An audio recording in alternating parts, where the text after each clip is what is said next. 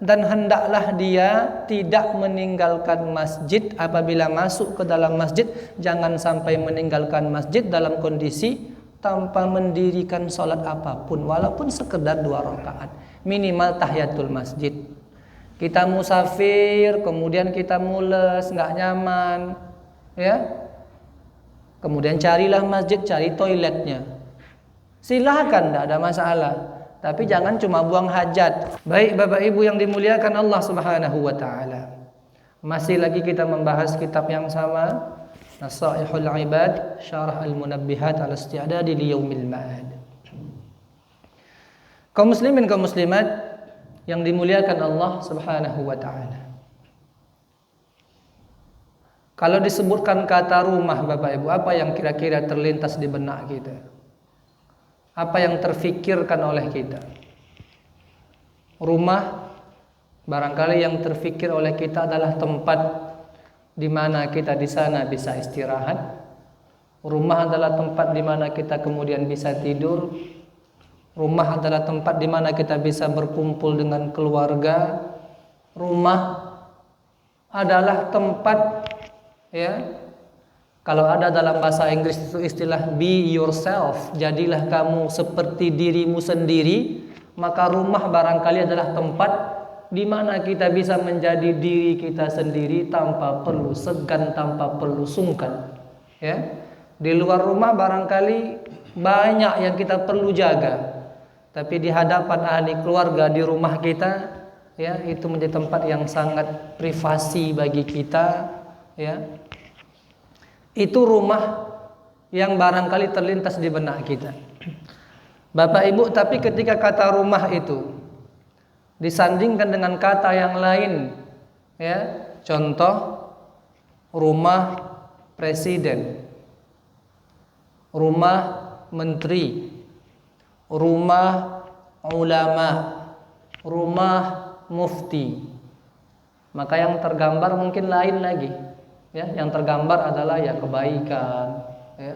Kalau rumah presiden, rumah menteri, mungkin yang tergambar oleh kita adalah mewahnya rumah dengan penjagaan yang ekstra ketat, untuk masuk sulit, ya. Kalau kita disebutkan rumah ulama, maka yang terbayang oleh kita barangkali adalah, ya, betapa teduh syahdunya dengan kitab-kitab yang berjejer rapi, ya. Tapi kalau disebutkan Bapak Ibu, ya, rumah pembunuh, ya, tuh Pak, itu rumah pembunuh. Bu Ibu tahu tuh rumah koruptor tuh. Itu tuh rumah orang yang selalu mencuri di kampung ini. Itu rumahnya Ustaz. Ustaz, itu rumah orang yang selalu, ya, narkoba, minum minuman keras. Maka tentu yang terlintas di benak kita adalah perkara-perkara yang negatif, yang tidak kita sukai. Tapi Bapak Ibu, bayangkan kalau yang kemudian kita sandingkan dengan kata rumah itu adalah rumah kelahiran Rasulullah, maka terbayang di situ kebaikan-kebaikan, terbayang oleh kita sosok baginda sallallahu alaihi wasallam. Bayangkan Bapak Ibu, kalau yang kita sebut, kita sandingkan dengan kata rumah itu adalah rumah Allah, Baitullah. Terbayang oleh kita Ka'bah, terbayang oleh kita Masjid Al-Haram, terbayang oleh kita Masjid Nabawi. Paling tidak yang paling dekat dengan kita saat ini, apabila disebut dengan rumah Allah, terbayang kita Masjid Nurul Ihsan yang kita pagi ini berada di dalamnya. Karena Bapak Ibu, ya, masjid itu adalah baitun min buyutillah, adalah rumah dari rumah-rumah Allah Subhanahu wa ta'ala. Bapak Ibu, kalau kita berkunjung di rumah presiden, di rumah menteri, tentu kita menjaga sikap, menjaga perilaku. Berkunjung kita ke rumah ulama, tentu kita akan sangat menjaga sekali perilaku adab kita. Jangan sampai ada salah yang kita lakukan.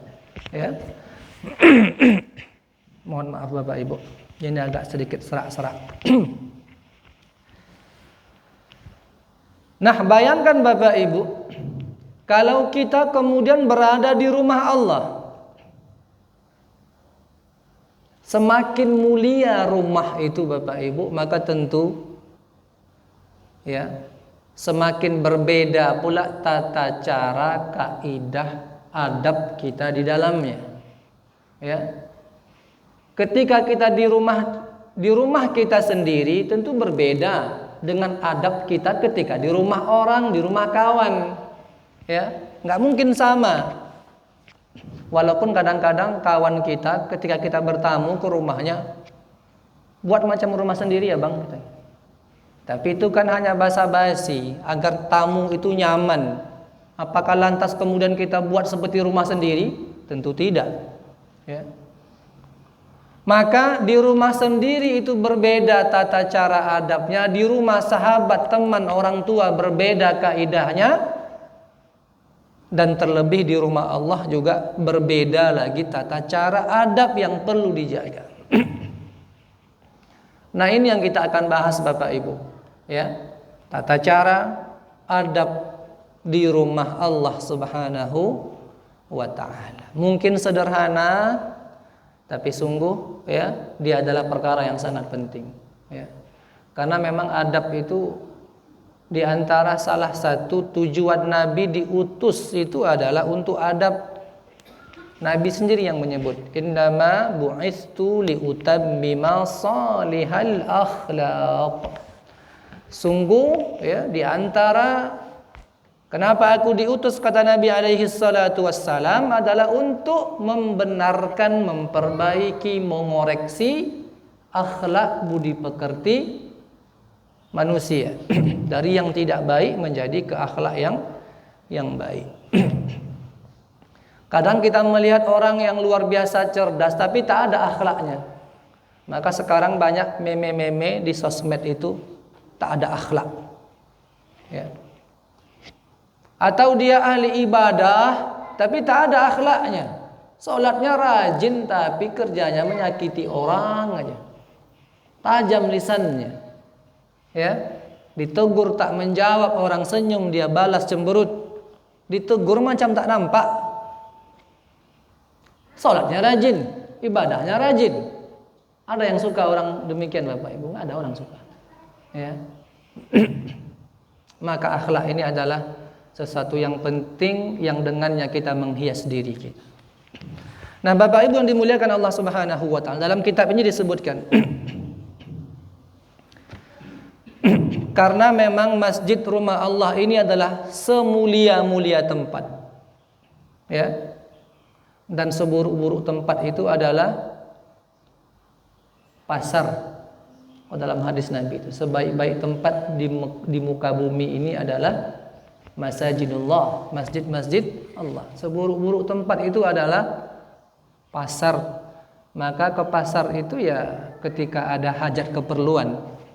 Kecualilah yang mereka saudara-saudara kita memang dia berusahanya di pasar jualan, ya, tinggal dipenuhi adab-adabnya, berjualan dengan jujur, jangan dikurangi timbangan,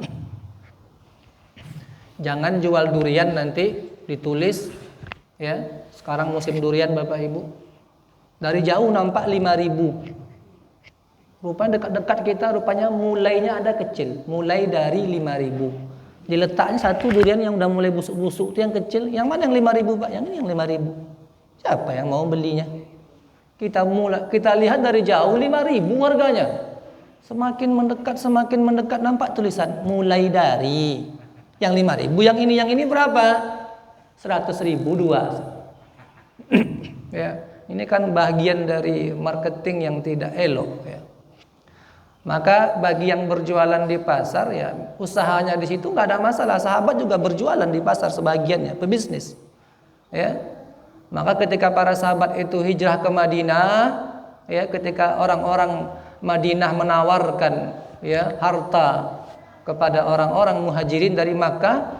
Sebagian sahabat itu mengatakan, tunjukkan kepadaku di mana pasar di Madinah agar aku bisa berusaha, ya, berbisnis. Boleh, asal kita memenuhi adab-adabnya. Jangan sampai nanti setelah tausiah ini yang biasanya jualan di pasar berhenti dia. Kenapa tak jualan lagi Bapak Ibu? Karena kata Ustaz, kata Nabi, seburuk-buruk tempat adalah pasar-pasar.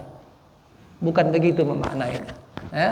Tapi selagi kita memenuhi adab-adabnya di pasar, tentu itulah satu hal yang dibenarkan oleh syariat. Tapi kalau kita yang tidak di situ, jangan suka nongkrong dari pagi sampai ke malam, cerita sana, cerita situ, ngopi sini, ngopi situ, ya. Di pasar itu yang Nabi kemudian wasiatkan, sampaikan kepada kita. Nah Bapak Ibu, karena masjid adalah tempat yang mulia, maka tentu ada adab yang tinggi, yang luhur, yang perlu kita perhatikan. Berbeda dengan kita di rumah, bahkan berbeda dengan kita di rumah sahabat kita. Maka disebutkan yang bagi lidakhilil masjidi asyru atau asyaru khisalin. Bagi setiap kaum muslimin, kaum muslimat yang hendak masuk ke dalam masjid, ya, ini untuk kita ajarkan juga untuk keluarga anak-anak kita, ya. Kalau masuk ke dalam masjid maka hendaklah dia memperhatikan, mengamalkan 10 perkara, 10 hal. Apa dia Bapak Ibu? Ini kalau sempat 10-nya kita sampaikan. Kalau tidak, maka yang tersampaikan saja yang kita akan bahas. Yang pertama Bapak Ibu yang dimuliakan Allah Subhanahu wa taala, awwaluha ayyata'ahada khuffaihi aw na'laihi. Yang pertama, kalau hendak masuk sampai datang berkunjung ke masjid, ke rumah Allah, pastikan pakaian yang kita kenakan itu bersih. Ya.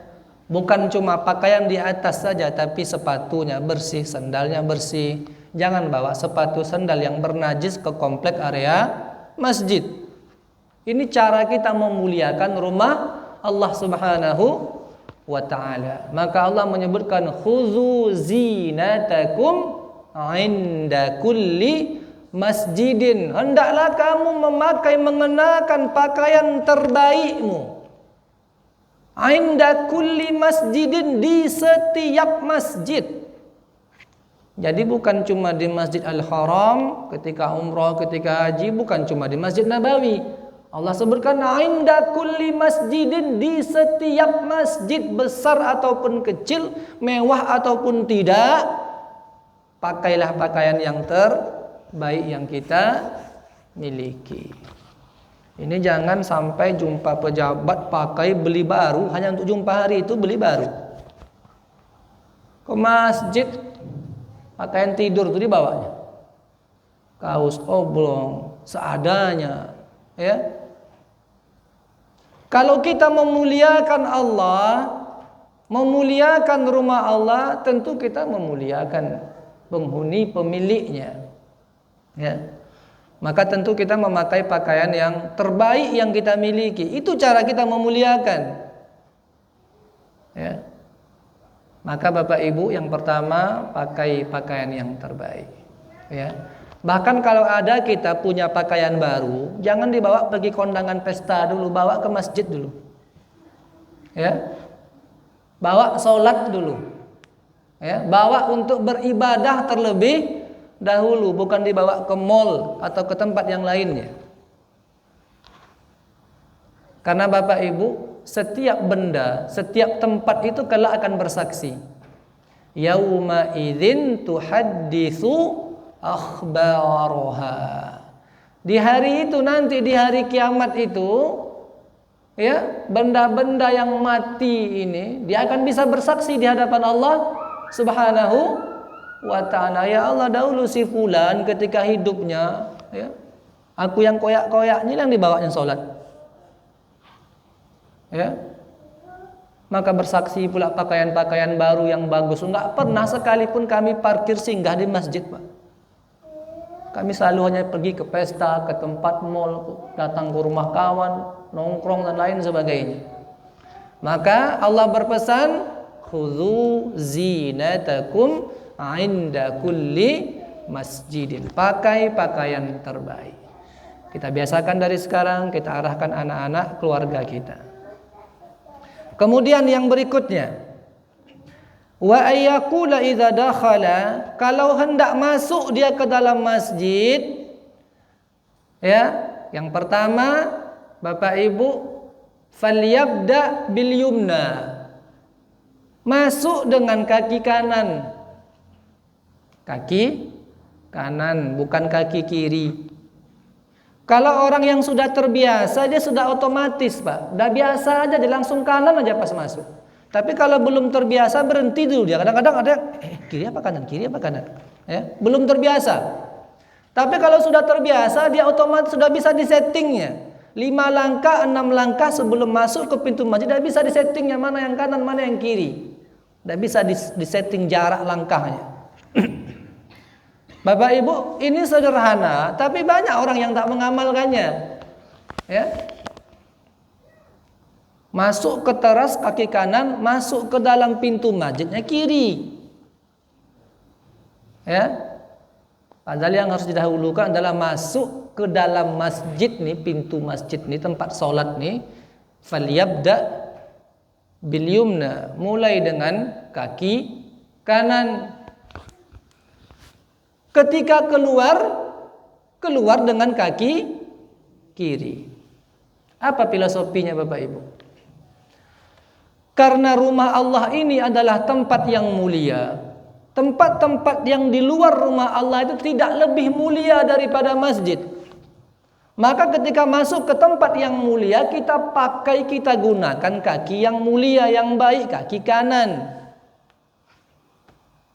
Nah, ketika dari masjid hendak keluar kita, maka kita gunakan kaki kiri. Kenapa? Karena di luar masjid itu tempat yang tidak mulia sebagaimana mulianya masjid. Maka kita langkahkan dengan kaki kiri.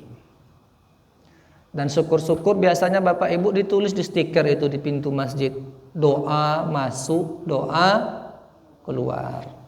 Kalau bisa ditempel stiker tuh tingginya setinggi mata kita, kepala kita. Jangan di bawah, jangan terlampau tinggi. Kalau di setinggi kepala kita, pas kita di depan pintu tuh suka tak suka langsung nampak dia. Yang awalnya kita lupa niat untuk baca, karena di hadapan kita terbantu kita membaca. Maka Bapak Ibu kalau itu nanti dilakukan, setiap orang yang membaca doa itu ketika masuk, maka mengalir pula pahala bagi yang kemudian meletakkan doa itu. Karena kita ini banyak lalai, maka perlu diingatkan. Nah Bapak Ibu, ketika hendak masuk masjid dengan kaki kanan, keluar kaki kiri. Ketika hendak masuk masjid, apa yang kita baca? Allahumma ftah li abwaba rahmatik. Ya Allah, mohon bukakan bagiku, untukku, abwaba, pintu-pintu. Bapak Ibu, dalam bahasa Arab abwab itu bentuk jamak, plural. Kalau satu pintu babun, kalau 2 pintu babani. Kalau pintu-pintu 3 ke atas, dalam bahasa Arabnya abwab. Pertanyaannya, kenapa Bapak Ibu kita kalau masuk masjid itu yang kita pakai itu 1 pintu atau 3 pintu kita masuk? Mesti 1 pintu. Ya, tapi kenapa dalam doa yang kita minta itu, ya Allah bukakan bagiku bukan cuma 1 pintu rahmat, tapi pintu-pintu rahmatmu. Ini menunjukkan Bapak Ibu betapa luas, betapa banyaknya rahmat Allah Subhanahu wa ta'ala. Maka jangan minta 1 rahmat, minta rahmat-rahmat Allah yang luar biasa itu. Maka kita baca sederhana, singkat, pendek, kita semua rasanya hafal.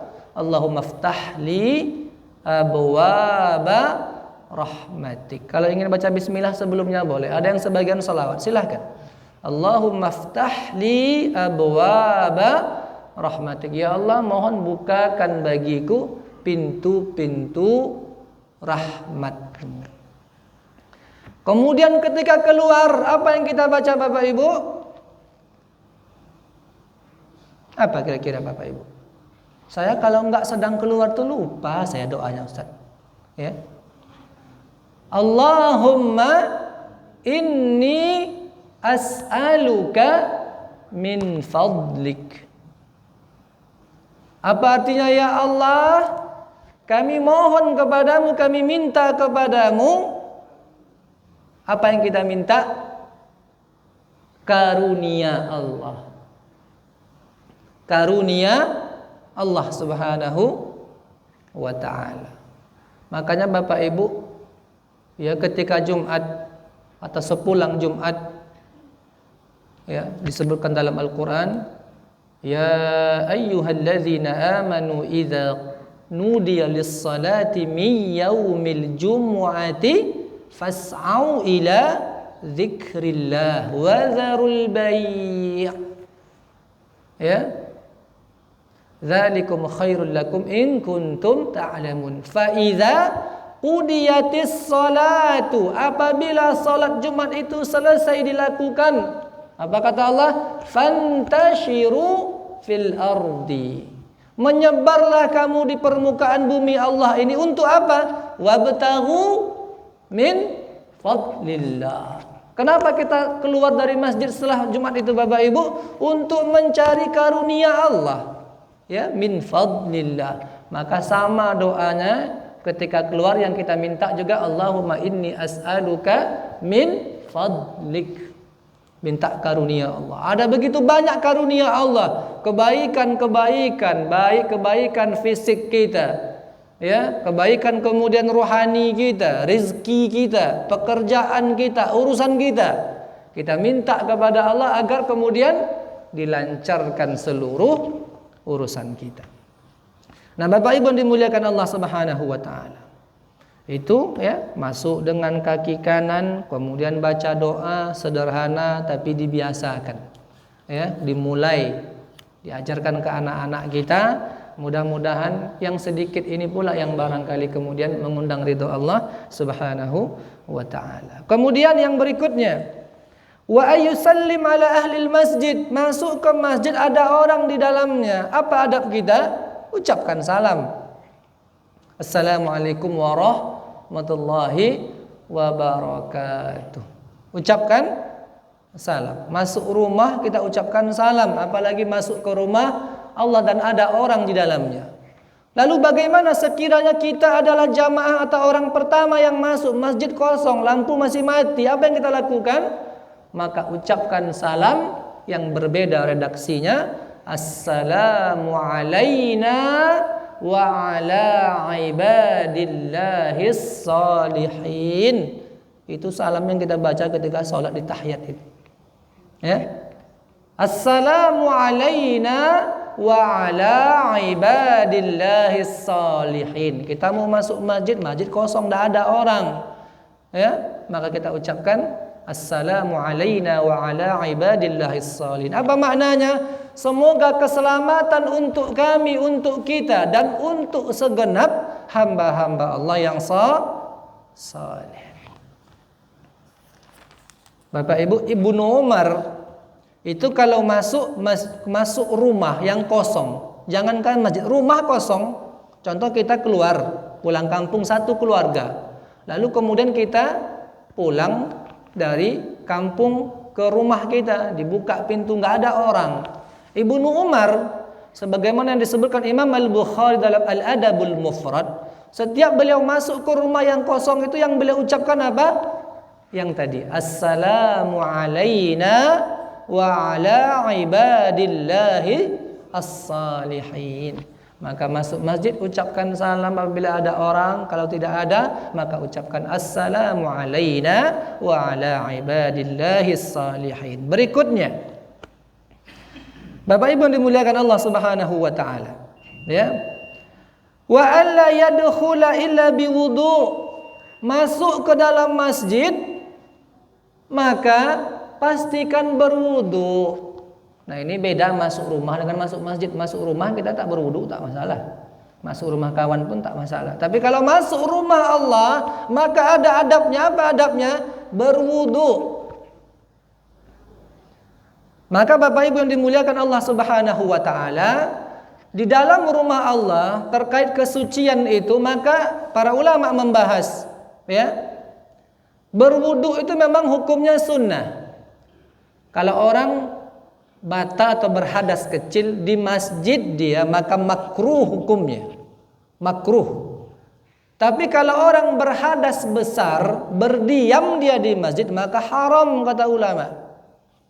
Maka disebutkan dalam Al-Quran, ya, ya ayyuhalladzina amanu la taqrabus salata wa antum sukara hatta ta'lamu ma taqulun wala junuban illa abiri sabilin, ya, hatta taghtasilu.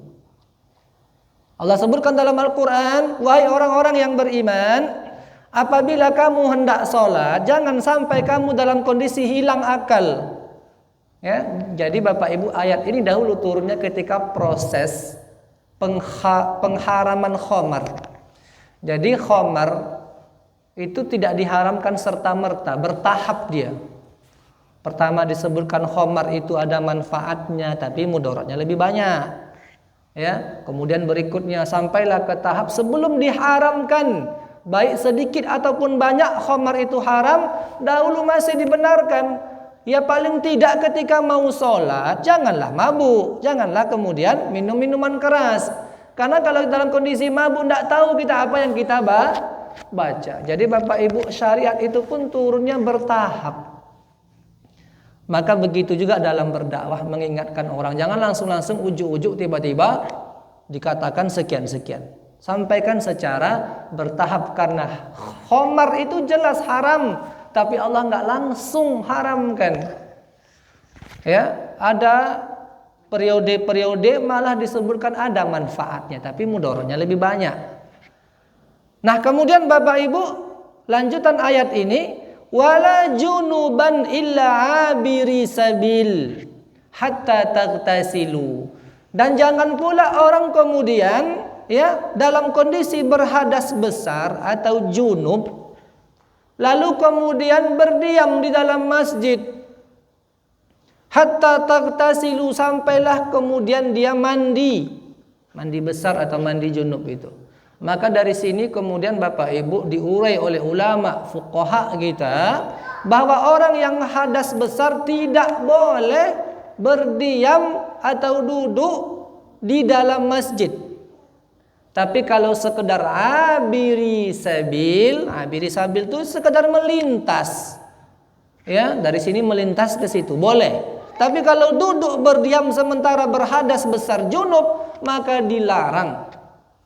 Tidak dibenarkan. Maka Bapak Ibu masuk ke dalam masjid berwudu. Ini diantara adab kita. Kaum muslimin, kaum muslimat yang dimuliakan Allah Subhanahu wa taala. Kemudian, ya, yang berikutnya, wa alla yamurra baina yadayil musalli. Masuk kita ke dalam masjid lalu ada orang sholat, jangan kita melintas di hadapannya, jangan menyeberang di hadapannya. Ini sering kejadian Bapak Ibu, ya, orang sholat dia lewat di depannya. Maka dalam Islam ada namanya syariat sutroh, penghalang. Para ulama kemudian mengkaji sutroh itu apa hukumnya. Maka kesimpulan hukumnya ada dua. Yang pertama, ulama menyebutkan sutroh itu hukumnya wajib. Tapi yang kedua, jumhur ulama mengatakan bahwa sutroh itu hukumnya sunnah. Ya, kenapa disebut sunnah? Karena dahulu Nabi, ada saatnya Nabi itu memakai sutroh ketika sholat. Pernah Nabi Bapak Ibu meletakkan busur anak panahnya di hadapannya ketika beliau hendak sholat sebagai sutroh. Tapi di lain kesempatan terkadang Nabi sholat tanpa ada penghalang sutroh apapun di hadapan beliau. Maka para ulama jumhur mengambil kesimpulan, kalaulah sutroh itu wajib, tidak mungkin Nabi itu kadang-kadang melakukannya, kadang-kadang meninggalkannya. Yang wajib itu ya dilakukan terus. Tapi karena Nabi pernah melakukan, kadang-kadang Nabi tak melakukan, maka jumhur menyimpulkan sutroh itu hukumnya sunnah. Nah Bapak Ibu, terkait lewat di hadapan orang sholat, maka di sini para ulama menyebutkan, ya, Kalau ada orang sudah meletakkan sutroh, atau dalam konteks hari ini Bapak Ibu, sutroh itu bagi sebagian ulama itu disebut ya sejadah yang kita pakai ini Bapak Ibu. Sejadah ini kan ditakar batasnya, mungkin lebih kurang 1 meter sekian senti. Ya, maka panjang nih, tinggi sejadah kita ini itulah sutroh kita. Maka kalau ada orang sholat lewat dia di sejadah kita, bukan di sejadah di hadapannya, maka itu adalah perkara yang diharamkan dia lakukan, atau minimal makruh dia lakukan. Karena Nabi pernah menyebutkan dalam hadis riwayat Imam Al-Bukhari, kalaulah orang yang akan menyeberang melintas di hadapan sholat itu tahu dia betapa tidak baiknya perbuatan itu, maka dia akan lebih rela menunggu 40. Lalu perawi hadis ini mengatakan, aku tidak begitu jelas apakah yang Nabi sebutkan ketika itu 40 hari, 40 bulan, atau 40 tahun. Yang jelas 40. Anggaplah 40 hari, lama tidak Bapak Ibu? 40 hari kita menunggu sampai orang itu siap sholat baru kita boleh lewat. Begitulah Nabi mengingatkan agar jangan sampai melintas di hadapan orang sholat di sajadah orang yang sedang sholat. Kalau melintas cari tempat yang lain. Nah Bapak Ibu dimuliakan Allah Subhanahu wa ta'ala. Lalu bagaimana Ustaz, ada orang anak kecil melintas di hadapan kita? Kalau orang yang akil balik sudah besar, dalam hadis lain Nabi sebutkan, apabila ada orang yang melintas di hadapanmu, maka berikan isyarat untuk kemudian menghalangnya. Bahkan dalam hadis itu faktulhu. Faktul itu secara bahasa artinya bunuh, tapi maksudnya bukan dibunuh. Artinya boleh kita kemudian halangi dia dengan sedikit kekuatan, dengan ketegasan. Kalau dia sudah dihalangi, masih mau lewat, boleh kita halangi dengan tegas. Ya. Begitulah Nabi melarang kita agar tidak melintas di hadapan orang sholat. Tapi kalau yang melintas itu anak yang belum akil balik, nggak perlu kita halangi. Ya, biarkan saja dia lewat. Cuma kalau bisa tetap kita kawal anak-anak kita. Ya, kalau dia belum mumayyiz, belum tahu dia mana baik mana buruk. Kadang-kadang dia berlari di sepanjang shaf, kiri kanan sampai di depan imam. Yang agak was-was itu yang bawa kacamata aja letak di tempat sujud. Tepi, janganlah kacamata saya ini. Maka jangan letak kacamata, jangan letak HP di situ ya. Nah yang punya anak-anak diajarkan ke masjid baik ya, mumayyiz dia bisa ya. Dan kalaupun anak-anak itu melintas, jangan kita halangi. Ya, dia belum akil balik. Allah pun belum menghukumnya kalau meninggal dia ke surga dia. Kalaupun orang tuanya non-muslim, apapun agamanya, anak belum akil balik, masuk surga dia Bapak Ibu. Kalaulah Allah belum membebankan baginya syariat, bagaimana kita kemudian untuk membebankan sesuatu yang di luar kemampuan dia? Ya, tapi kalau sudah akil balik, halangi. Tak bisa halangi yang kuat. Tapi juga kita kalau sholat, ambillah tempat yang strategis. Banyak tempat lapang sholat di depan pintu. Masjid satu tuh pintunya cuman. Ya, mau ditunggu lama, bacaannya pula panjang, khusuk kali sholat, tapi di depan pintu. Mau lewat tak boleh, tak dilewati orang ada hajat. Maka kalau masuk masjid cari tempat yang kosong agak ke tepi ke depan atau di belakang tiang. Itu cara kita menghindari orang melintas. Jangan sholat. Ini sholat Jumat Bapak Ibu, sholat sunat dia di depan pintu keluar tuh. Ya. Orang sementara ada yang punya hajat, ada yang emergensi, ada yang lagi musafir, ada yang lagi sakit.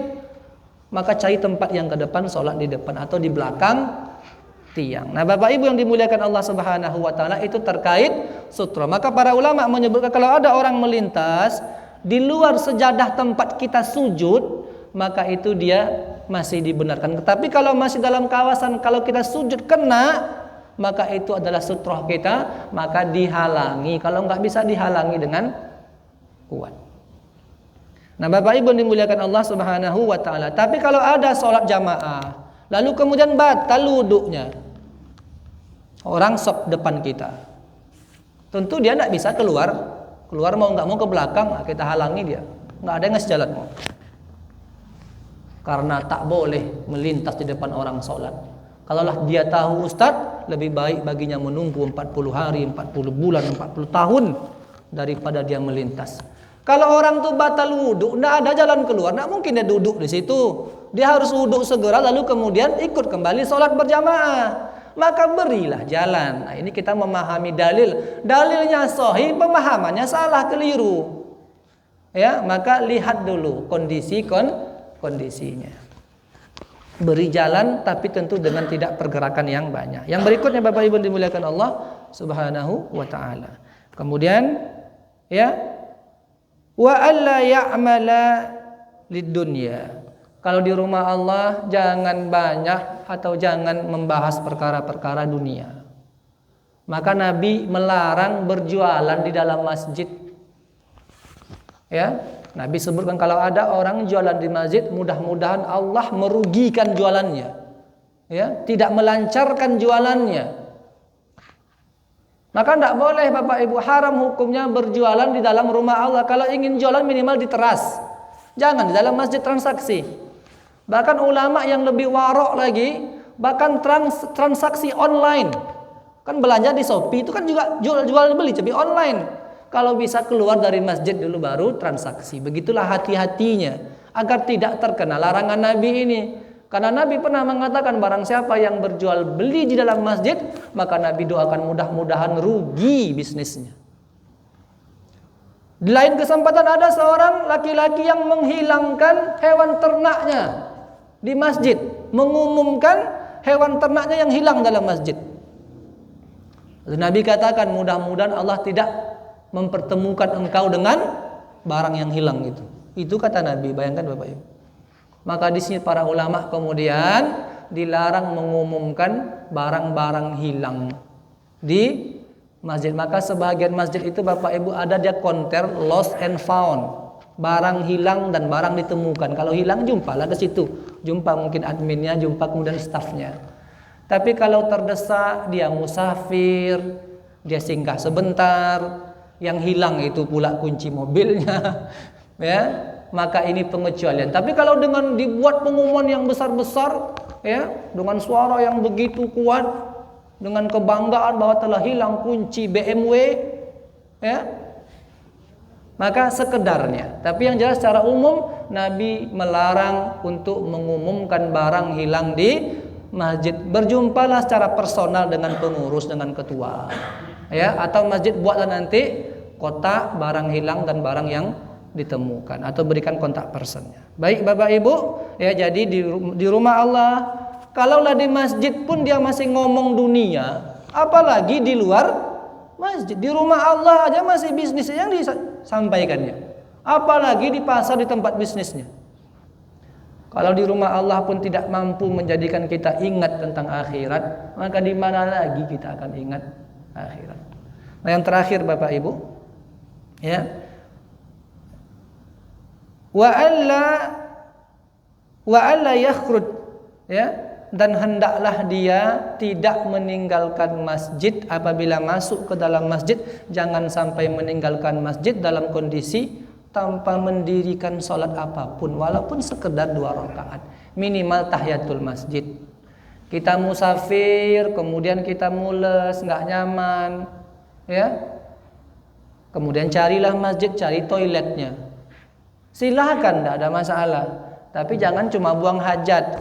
Kalau masjid itu terbuka, masuklah sebentar, sholatlah 2 rakaat, minimal tahiyatul masjid. Karena Bapak Ibu, semakin banyak tempat sujud kita, maka semakin banyak pula saksi-saksi kebaikan. Bahkan Bapak Ibu, Nabi menyebutkan, kalau kita sholat fardu di suatu tempat, lalu hendak selesai sholat sunnah atau hendak mendirikan sholat sunnah, maka kata Nabi pindah ke tempat yang lain. Itulah dalil kenapa orang siap sholat fardu pindah ke belakang, ke samping, ke depannya. Itu tujuannya untuk memperbanyak bekas-bekas sujud di bumi ini. Karena ayat Quran menyebutkan yauma idzin tuhadditsu akhbaraha. Bumi nanti akan bersaksi, ya Allah, dulu si fulan pernah sujud di tempatku, dulu si fulan pernah melakukan ibadah di tempatku. Baik Bapak Ibu, ya, barangkali ini yang bisa kita sampaikan karena waktu salat sunnah isyraq kita sudah masuk. Sebagai penutup Bapak Ibu, ya, Di antara adabnya adalah yang ini selalu kita lakukan, ustaz-ustaz lakukan, yakni apabila masuk ke dalam masjid selesai bermajelis maka bacalah doa kafaratul majelis, ya.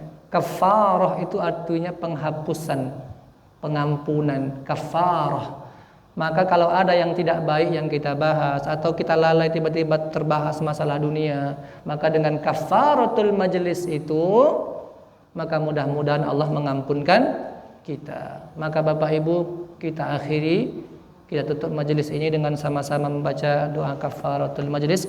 Subhanakallahumma wa bihamdika asyhadu an la ilaha illa anta nastaghfiruka wa natubu ilaik. Yang benar dari Allah Subhanahu wa taala, khilaf salah karena kelemahan kami yang menyampaikan. Terima kasih atas segala perhatian. Mudah-mudahan waktu yang Bapak Ibu luangkan kelak bersaksi di hadapan Allah yang akan memberatkan timbangan kebaikan kita, yang dengannya mudah-mudahan dijadikan kita ahli surga. Allah amin ya rabbal alamin. Jazakumullahu barakallahu fikum, wallahu a'lamu wa ahkam, wabillahi taufiq wal hidayah. Wassalamu alaikum warahmatullahi wabarakatuh.